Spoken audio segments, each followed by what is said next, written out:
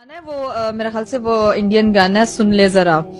हाथों में तेरी रेखाओं सा। ये जब मैं गाना सुनती हूँ मुझे ऐसा लगता है कि अल्लाह ताला इंसान से कन्वर्सेशन कर रहा है, जो उसने वो लिखा इस तरह से हुआ है कि हूँ प्यार तेरा, हूँ प्यार तेरा, महसूस कर तू सीने में तेरे उतर। नाज़रीन इकराम, ये वीडियो आपने मुलाहिज़ा कर ली जिसमें एक सोशल मीडिया कंटेंट क्रिएटर खातून हैं जिनका कहना ये है कि जब मैं इंडियन गाने सुनती हूँ तो मुझे ऐसे फ़ील होता है, ऐसे मालूम होता है जैसे अल्लाह ताला माज़अल्लाह अस्तग़फ़िरुल्लाह हमसे हम कलाम हो रहा है।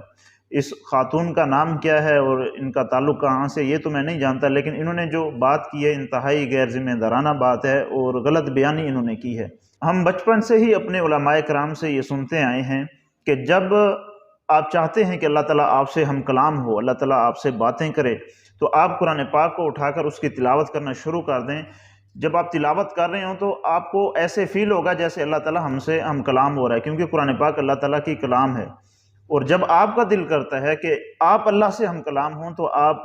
वज़ू करके नमाज़ पढ़ना शुरू कर दें और ये सोच कर पढ़ें कि मैं अब अल्लाह ताला के साथ हम कलाम हूँ। तो हमारे घरों के अंदर 6-6 माह तक कुरान पाक बंद पड़े रहते हैं, मट्टी ऊपर आ जाती है, लेकिन हमें तौफीक नहीं होती कि हम कुरान पाक को खोलकर उसको पढ़ें, उसकी तिलावत करें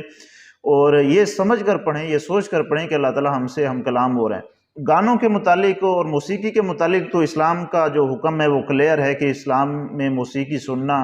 और इसको आगे फैलाना और सोसाइटी को इस डगर पर चलाना इंतहाई एक संगीन जुर्म है और एक ऐसा शख्स गुनाहगार है जो माशरे के अंदर बुराई और बेहयाई का सबब बन रहा है और उसके ज़रिए से माशरा बिगाड़ की तरफ जा रहा है। ये बहुत बड़ा एक जुर्म है और वो शख्स बहुत बड़ा गुनाहगार है और मौसीकी सुनना इस्लाम के अंदर बिल्कुल हराम है। लेकिन अब सिचुएशन ये है कि हमारी सोसाइटी के अंदर कौन सा काम सवाब का है, कौन सा काम गुनाह का है, इसका फ़र्क ख़त्म होता जा रहा है। एक इंसान गुनाह का काम भी कर रहा है तो वो सवाब समझ के कर रहा है।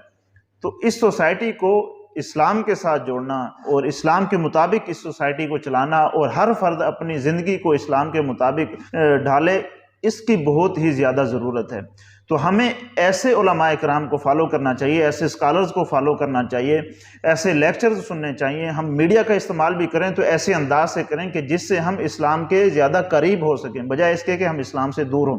लेकिन हमारी सोसाइटी के अंदर जो एक ओवरऑल जो शऊर है, जो कौमी शऊर है, वो इतना सती हो गया है, इतना गैर मियारी हो गया है कि हम जो भी चुटकुले हैं या टोटके हैं,